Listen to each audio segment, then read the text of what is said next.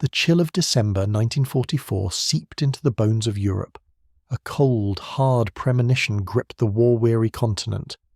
The clash of empires, a relentless grinding of steel and will, had reached a fever pitch, and even the respite of winter offered no solace, no true sanctuary from the encroaching darkness. The Western Allies, buoyed by their victories in Normandy and their rapid advance eastward, found themselves struggling with the mundane but critical realities of logistics. Supply lines, stretched thin across the liberated territories, hampered their momentum. A temporary pause in offensive operations became necessary, a moment to consolidate, to resupply, to catch their collective breath. Meanwhile, on the Eastern Front, the relentless Soviet juggernaut, having tasted German soil, prepared for another winter offensive, a brutal push through the shattered landscapes of Poland, poised to tear through the tattered remnants of the German defences. Within the heart of Germany itself, a desperate, almost manic energy pulsed. The regime, clinging to power with a fervour born of desperation, enacted radical measures, a total mobilisation of the population, a frenzied attempt to conjure one last formidable reserve. Factories churned out tanks and guns at a pace defying Allied bombing, a testament to a nation's capacity for destruction, even as it teetered on the brink of collapse. Yet this last-ditch effort was built on shaky foundations. The new units, cobbled together from the dregs of manpower, lacked the training, the experience, the very soul of seasoned soldiers. Their equipment, a hodgepodge of obsolete models and captured weaponry, spoke volumes about the Reich's dwindling resources, its growing desperation. Even as the machines of war roared to life, a shadow of doubt, a whisper of impending doom hung heavy in the air. A question mark hovered over the quality, the reliability of this desperate assembly. These new divisions, though numerous, were but pale shadows of their predecessors, possessing only a fraction of the manpower of their Allied counterparts. The Wehrmacht was granted, however, a reprieve, the breathing space to consider a bold, almost insane gamble. The plan, conceived in the warped logic of the highest command, was nothing short of audacious. A massive counter-offensive in the West, a desperate attempt to regain the initiative, to shatter Allied morale, and to force a negotiated peace. The idea was Hitler's. Against the advice of nearly every general, he decided in favour of a big solution, as it was called. The target, the Ardennes Forest, a region lightly defended, a stretch of terrain already etched in German military history as the site of a swift and devastating breakthrough. The objective, to cut off Allied forces in Western Germany and the Netherlands, to seize the vital port of Antwerp, to rewrite the narrative of the war with one decisive stroke. The planners chose the Ardennes not only because of the perceived weakness of the American presence, but also because the Wehrmacht had already demonstrated its ability to exploit that terrain, a grim echo of their past triumph. The plan's first phase was simple on paper, a crossing of the Meuse River, followed by a rapid advance northward to capture Antwerp. The vagueness of the subsequent phases, the lack of contingency plans for a successful capture, betrayed the desperation underlying the entire operation. Hitler, blinded by a messianic vision, hoped that the offensive would cleave the Allied spirit, forcing them to the negotiating table, allowing Germany to turn its full might against the advancing Soviets. Most of his generals were highly sceptical. The plan's audacity was matched only by its inherent risks, its dependence on factors beyond German control. The weather, for instance, was the most crucial element. As good weather would enable the Allies to unleash their air power, 3 armies were to participate in this grand offensive. The 6th SS Panzer Army, commanded by Sepp Dietrich, was the spearhead, a formidable force composed of the remaining SS Panzer divisions, hundreds of tanks, and a devastating array of artillery. Their mission? To cross the Meuse and capture Antwerp, to deliver the decisive blow that would alter the course of the war. Hasso von Manteuffel, commanding the 5th Panzer Armee, with its own contingent of tanks, was tasked with establishing a defensive line around Brussels, securing the southern flank of the advance, shielding the spearhead from Allied counterattacks. The 7th Army, under Erich Brandenberger, was the weakest of the three, consisting primarily of unmotorized infantry and lacking any significant tank force. The 7th Army would advance into Luxembourg and southern Belgium, constructing a defensive perimeter to repel the inevitable counterattack from Patton's 3rd US Army. The vulnerability of the 7th Army, its inability to offer robust resistance, constituted a fatal flaw in the plan, exposing the entire operation to the risk of collapse, the undoing of any gains achieved further north. The Wehrmacht amassed over 200,000 men, spread across 29 divisions, a massive force on paper, but one riddled with weaknesses. Internal assessments acknowledged the low combat readiness of many of these divisions, their lack of training, their inadequate equipment. Against this formidable but flawed force stood the US 1st Army's 5th Corps and the US 3rd Army's 8th Corps, a patchwork of units stretched thin across the Ardennes landscape. General Omar Bradley, in his pursuit of offensive operations elsewhere, had weakened the Ardennes sector, leaving it vulnerable, exposed, ripe for exploitation. The US Army had also struggled to adapt its formations to the changing nature of the war. Light cavalry groups, ideally suited for exploiting breakthroughs, were now tasked with static defence, a role for which they were ill-prepared. In total, approximately 80,000 American soldiers garrisoned the Ardennes sector, a thin line against the coming storm. The Germans, meticulously planning and preparing in secrecy, moved their troops and supplies under the cover of darkness, silencing their movements, masking their intentions. Reconnaissance planes flying low and silent patrolled the deployment area, ensuring compliance with the strict security protocols. While Allied reconnaissance detected some signs of a German build-up, these warnings were dismissed, delayed, or simply ignored, leaving American forces unaware of the impending onslaught. The meticulous planning was, however, undermined by logistical shortcomings. Fear of detection led to the unloading of supplies far from the front lines, exacerbating the already strained logistical situation. The German High Command, prioritizing security over practicality, created unnecessary difficulties for their troops. Ammunition reserves were woefully inadequate, sufficient for only a few days of intense combat, a crippling limitation on the offensive's potential. The lack of motorization further hampered the German advance. A reliance on horse-drawn transport, a relic of a bygone era, slowed their progress, limiting their flexibility. Across the lines, American soldiers enjoyed a period of relative calm. The Ardennes was considered a quiet sector, a place to rest and refit, a welcome respite from the brutal fighting further north. However, even in this perceived haven, signs of the impending storm began to gather. Reports of increased reconnaissance patrols, the rumble of heavy equipment at night, the unsettling feeling of being watched, all hinted at a German build-up, a gathering of forces poised to shatter the illusion of peace. The warnings were there, obscured by complacency, dismissed as insignificant, lost in the fog of war. And soon, the storm would break. The dawn of December the 16th, 1944, arrived shrouded in mist and a biting preternatural cold, a day that would forever be etched in the annals of military history. The quiet slumber of the Ardennes was about to be violently shattered. The lull before the storm was drawing to its inevitable, catastrophic close. On the German side, the final orders were issued, the die was cast, the Rubicon crossed. The waiting, the planning, the agonizing over details was finally over. For many, the thought of what lay ahead was a comfort.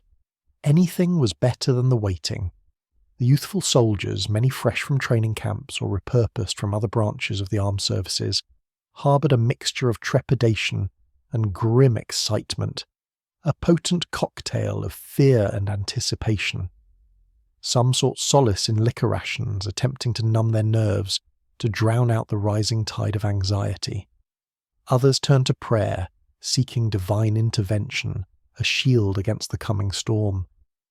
As dawn approached, a nervous energy permeated the ranks. Sleep was a luxury few could afford, a distant memory in the face of the impending onslaught. Then, with a thunderous roar, the storm erupted. German artillery batteries, carefully positioned and meticulously prepared, unleashed a devastating barrage, a symphony of destruction that tore through the quiet morning, obliterating the illusion of peace. Shells rained down upon American positions, turning forests into tangled heaps of splintered wood, transforming quiet meadows into craters of mud and fire.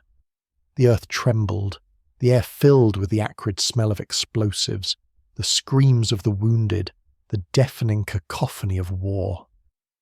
Under the cover of the artillery bombardment, German infantry surged forward, a grey wave crashing against the thinly held American lines. The attack was sudden, overwhelming, catching many American soldiers completely by surprise. The sheer ferocity of the assault, the relentless advance of the German troops, sent shockwaves through the American ranks. The initial confusion gave way to a desperate struggle, a fight for survival against a seemingly unstoppable foe. In the northern sector, the German advance faltered, their meticulously planned assault encountering unexpected resistance. The dense forests, the narrow roads, became a tangled web of obstacles, hindering their progress, creating bottlenecks, and disrupting their carefully orchestrated plans.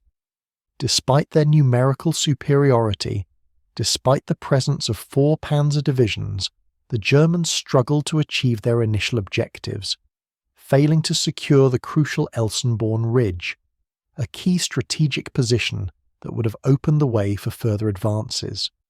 The early commitment of reserves, an attempt to force a breakthrough, only exacerbated the situation, clogging the already congested roads, further hindering their momentum. The German attack was quickly bogging down, turning into a bloody, grinding battle of attrition. In the central sector, the Germans enjoyed greater success, exploiting the weaknesses in the American lines, the gaps in their defences. Von Mantefel's panzers spearheaded the attack, punched through the American defences almost everywhere, their speed and power overwhelming the thinly stretched American forces. The Americans, caught off guard and outgunned, were forced to retreat, ceding ground to the relentless German advance. The German offensive was gaining momentum in the centre, threatening to split the American lines, to create a deep rupture that could jeopardise the entire Allied position. In the southern sector, the initial results were mixed. The 7th Army, tasked with protecting the southern flank of the offensive, launched its attack across the Our and Sauer rivers, their infantry crossing in assault boats, facing only light casualties. However, the lack of bridging equipment, combined with precise American artillery fire, hampered their progress, stranding the majority of the 7th Army on the eastern banks of the rivers. The southern flank remained vulnerable, exposed to a potential American counterattack, a constant threat to the overall success of the operation. As the first day of fighting drew to a close, the landscape of the Ardennes was transformed, scarred by artillery fire, littered with the debris of battle. The once pristine forests were now a tangled mess of shattered trees, broken equipment, and the bodies of the fallen. The air hung heavy with the stench of death, the acrid smell of explosives, the mournful cries of the wounded. It was the first day of a new war. A new level of violence and destruction had been unleashed on the world. Allied High Command, initially underestimating the scale of the attack, clung to the belief that it was a limited operation, a local counterattack designed to regain lost ground. But the events of the following day would shatter that illusion, revealing the true scope and ambition of the German offensive. The Wehrmacht launched 2 special operations, daring and audacious gambles designed to sow chaos and confusion behind enemy lines to further disrupt the American defences. Operation Stüser, an airborne operation involving hundreds of paratroopers, aimed to secure key road junctions and bridges ahead of the main German advance. The operation, however, was plagued by insufficient coordination, inadequate preparation, and a series of unfortunate mishaps. Only a fraction of the paratroopers reached their intended target zone. The rest were scattered across the countryside, lost in the forests, or captured by American forces. The paratroopers who did reach their objectives found themselves isolated, unsupported, facing overwhelming odds. After 3 days of hiding in the woods, their supplies dwindling, their hopes fading, the survivors abandoned their mission, splitting into small groups, attempting to sneak back across the lines, their mission a complete failure. Operation Grief, led by the notorious Otto Skorzeny, was even more audacious. A plan to infiltrate American lines using German soldiers disguised in American uniforms. The objective was to cause confusion, disrupt communications, sabotage infrastructure, and spread misinformation to create chaos and pave the way for the German advance. Skorzeny's men, speaking fluent English and equipped with captured American vehicles and weapons, successfully penetrated the American lines, but their success was short-lived. The Americans, quickly realizing the deception, launched a massive manhunt, capturing or killing most of Skorzeny's men. The captured soldiers, caught wearing enemy uniforms, were treated as spies, a violation of the laws of war that resulted in their summary execution. Operation Greif, despite its initial promise, ended in abject failure, further compounding the German woes, adding to the growing sense of desperation. Thus the German juggernaut, fueled by desperation and driven by a fanatical ideology, had unleashed its fury upon the Ardennes. The initial shock and confusion had given way to a brutal, grinding battle of attrition, a fight for survival against a determined and resourceful enemy. The fate of the Ardennes, the fate of the war, hung in the balance, teetering on the precipice of disaster. Even as the German offensive gathered momentum, even as the Wehrmacht achieved tactical successes on the battlefield, a dark undercurrent of brutality and savagery began to surface, casting a long shadow over the entire operation. The desperation of the German war effort, the fanatical ideology of the Nazi regime, combined to create an environment where atrocities became commonplace, where the laws of war were routinely ignored, where basic human decency was cast aside in the pursuit of victory. The most infamous unit in the offensive was Kampfgruppe Peiper, a battle group commanded by the ruthless Joachim Peiper. Peiper, driven by ambition and fueled by a fanatical devotion to the Nazi cause, was notorious for his brutality, his unit leaving a trail of death and destruction in its wake. Frustrated by delays, enraged by the unexpected resistance, Peiper unleashed a reign of terror, his men systematically murdering prisoners of war, indiscriminately killing civilians, and leaving a stain of infamy on the German war effort. The massacres began early in the offensive. At Honsfeld, Kampfgruppe Peiper's men executed 19 American prisoners of war, shooting them in cold blood, leaving their bodies lying in the snow. At Bullingen, they murdered 59 more, herding them into a field and opening fire with machine guns, their screams echoing through the quiet countryside. At Stoumont, they killed 44 more, their bodies found huddled together in a ditch, a testament to their final moments of terror. At Ligneville, they added 58 more names to their gruesome list, their blood staining the snow-covered ground, a silent accusation against the perpetrators of these heinous acts. The most infamous atrocity occurred near Malmedy on December the 17th, where Kampfgruppe Peiper's men murdered nearly 100 American prisoners of war. The prisoners, captured during the initial stages of the offensive, were being transported to the rear when Peiper's men decided they were a hindrance, a drain on their resources, an impediment to their advance. Rather than expend the effort to escort them, they chose to eliminate them, herding them into a field and opening fire with machine guns, their bodies falling in a tangled heap, their blood soaking into the frozen ground. The Malmedy massacre became a symbol of German brutality, a rallying cry for Allied soldiers, a testament to the depravity of the Nazi regime. The civilian population also felt the heavy hand of the German occupiers, enduring a reign of terror marked by pillaging, looting, and summary executions. In German-speaking Eastern Belgium, where some had initially welcomed reunification with Nazi Germany, the mood had soured, resentment growing as the war dragged on, as they were treated as second-class citizens. However, pockets of pro-German sentiment remained, some locals providing assistance to the advancing Wehrmacht, offering information, providing supplies, their actions fueling the fires of resentment and suspicion. In Luxembourg, the discontent with German occupation had reached a boiling point, fueled by the introduction of conscription and forced labour. Many Luxembourgers had joined the resistance, using their German language skills to gather information, to sabotage German operations to aid the Allied cause.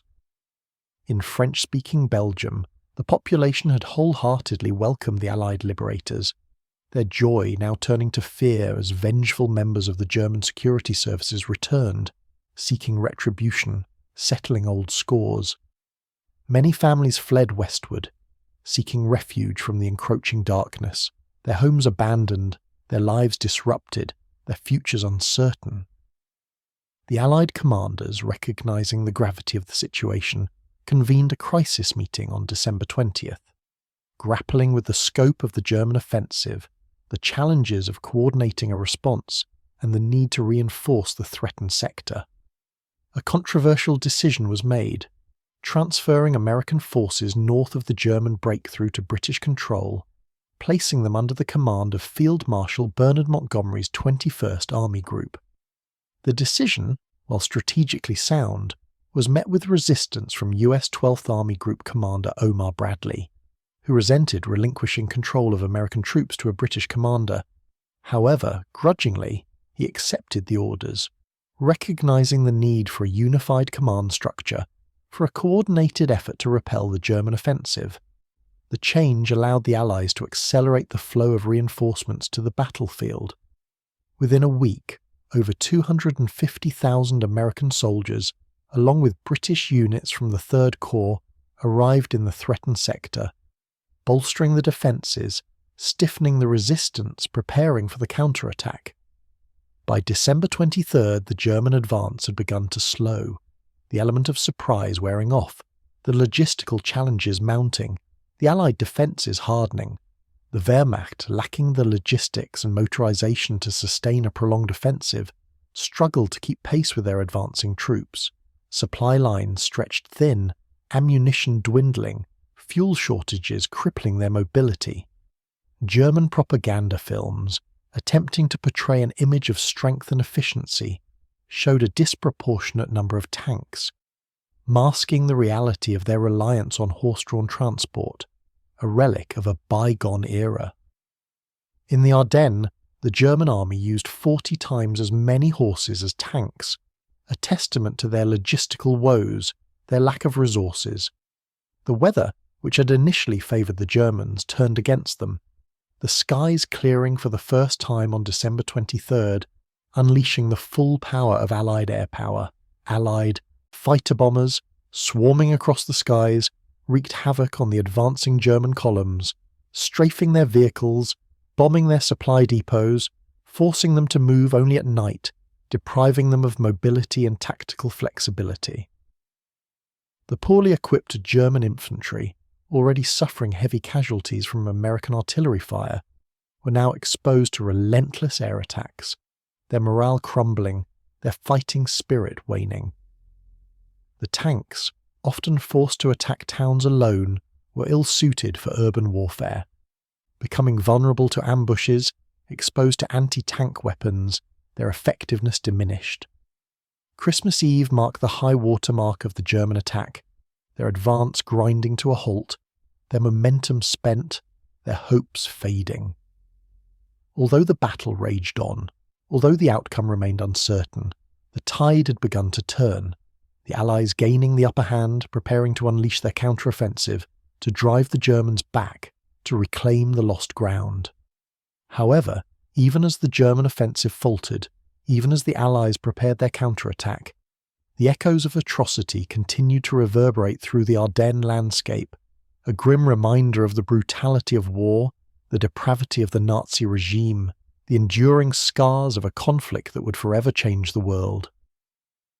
Bastogne, a critical Belgian transport hub, became a symbol of American resilience, a testament to their fighting spirit, a thorn in the side of the German offensive.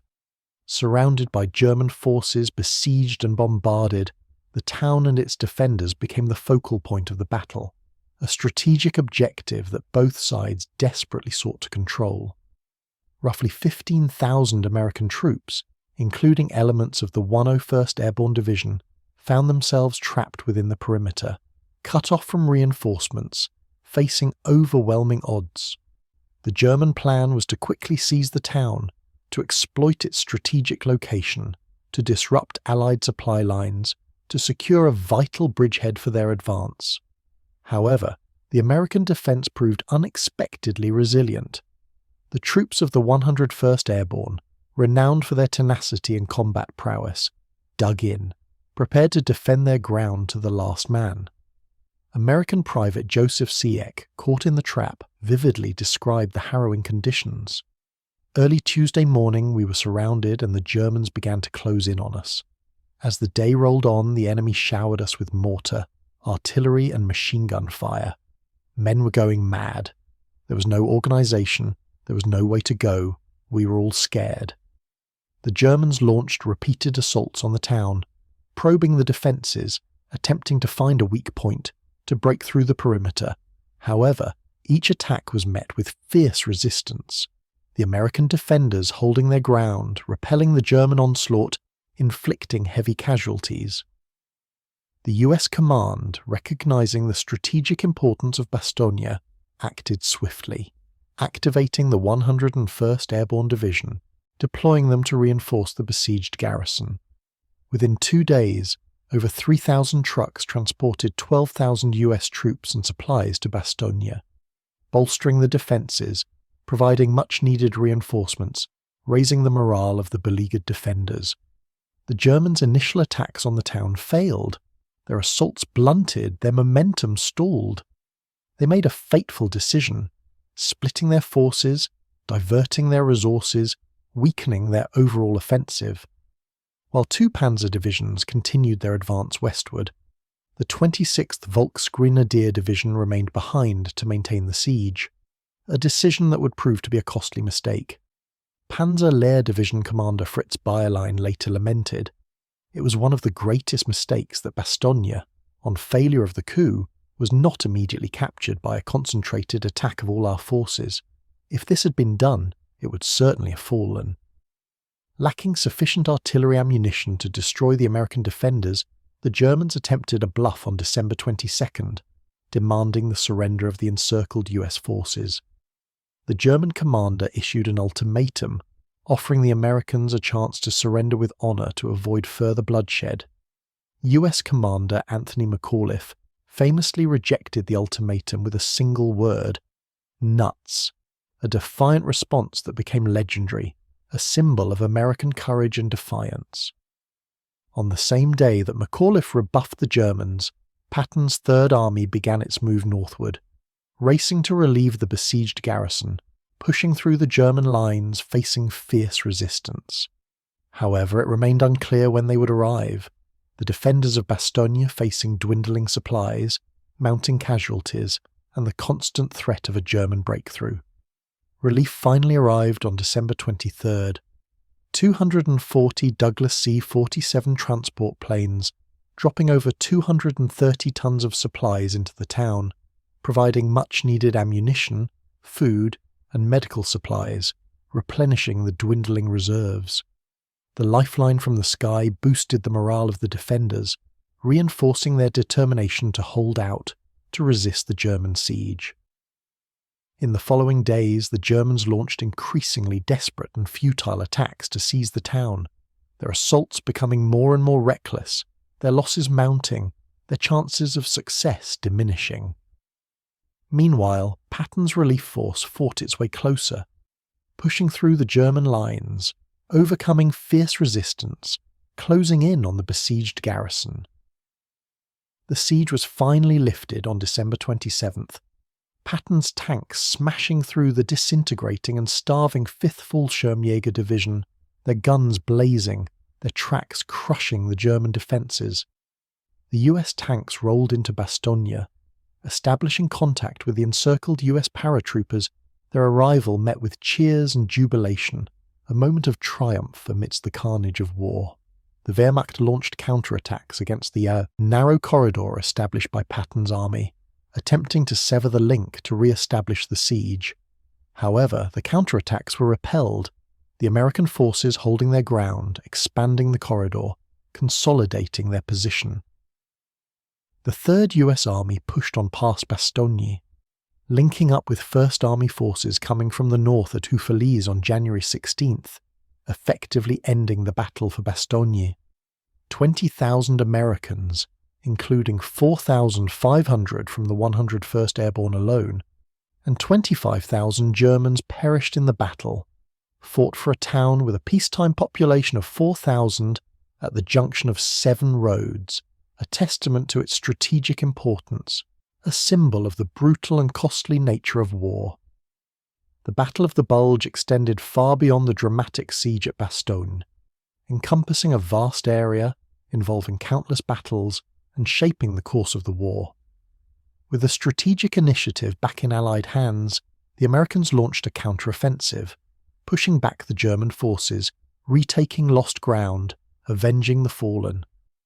They had devastating firepower at their disposal, artillery and fighter bombers systematically bombing German-held villages to the ground, preparing the way for combined arms assaults. German morale began to crumble under the relentless pounding, the constant bombardment, the mounting casualties, the overwhelming firepower of the enemy taking its toll.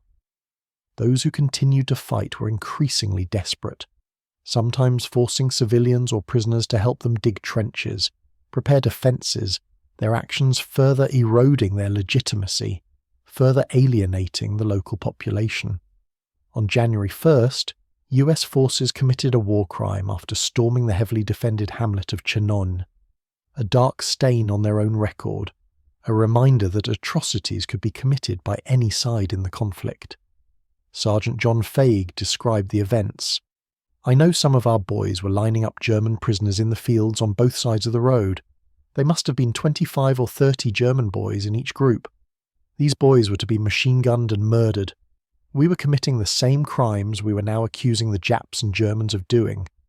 I turned my back on the scene and walked on up the hill. On the same day, the Germans launched yet another special operation, Operation Bodenplatte, this time by the Luftwaffe, a desperate attempt to regain air superiority, to cripple Allied air power, to disrupt their offensive operations.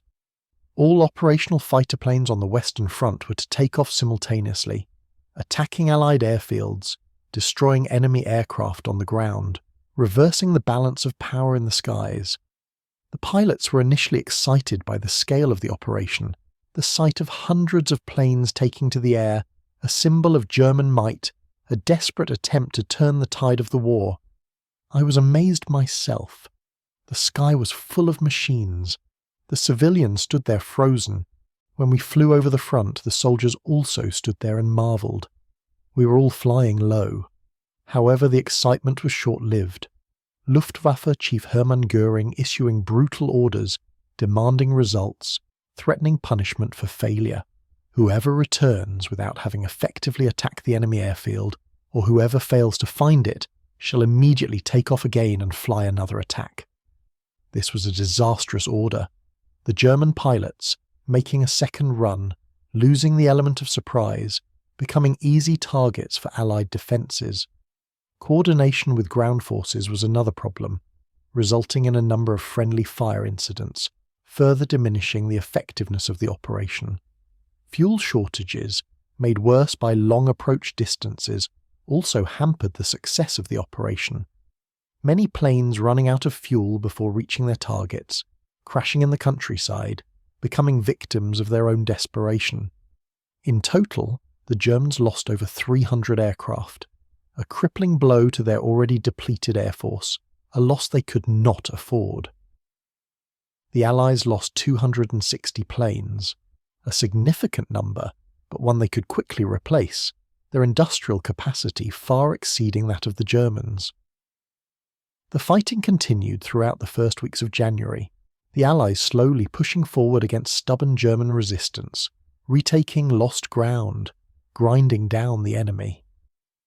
The Germans finally acknowledged their defeat on January 10th, pulling 3 panzer divisions out of the front line, sending them east to face the advancing Soviets, their resources stretched thin, their hopes fading. Starting on the 12th, when the Red Army launched its winter offensive on the Vistula River, Wehrmacht forces in the Ardennes were weakened even further, all available reserves diverted to the east, the Eastern Front taking precedence, the fate of Berlin hanging in the balance. The remaining German forces in the Bulge were reduced to rearguard actions, delaying the Allied advance, covering the retreat, sacrificing themselves to buy time. On January 28th, the US Army officially declared the Battle of the Bulge to be over, a month of brutal fighting, a costly victory, a turning point in the war. The Ardennes campaign cost the Americans approximately 8,600 dead, 21,000 missing, and 47,000 wounded, plus 20,000 cases of non-battle casualties like frostbite and trench foot. The Germans lost approximately 15,500 men killed, 27,500 missing or captured, and 42,000 wounded. More than 2,500 Belgian and 500 Luxembourg civilians also perished, most shot by pillaging German soldiers or by the German security services, roughly 1,000 dying as a consequence of Allied air raids on German-held villages. The towns and villages of the region were devastated, infrastructure destroyed, homes reduced to rubble, the landscape scarred by war, the memories forever etched in the minds of those who survived. It would take years to rebuild, to recover the bodies of the fallen soldiers, to clear the unexploded ordnance, a long and painful process of healing, a constant reminder of the horrors of war. The Ardennes offensive ended in a clear German defeat, a costly gamble that failed to achieve its objectives, a turning point in the war that hastened the collapse of the Third Reich. The German offensive suffered from severe structural weaknesses, insufficient supplies, inadequate training, poor planning, a reliance on outdated tactics. The German leadership prioritized secrecy over proper preparation, a fatal flaw that undermined the entire operation. The assignment of the best German units to the northern sector, where they faced the strongest Allied resistance, defied military logic, a political decision driven by Hitler's distrust of the regular army, his reliance on the Waffen-SS. The operation depended on factors beyond German control: bad weather, capturing enemy fuel depots, breaking Allied morale, all unrealistic expectations that doomed the offensive from the start.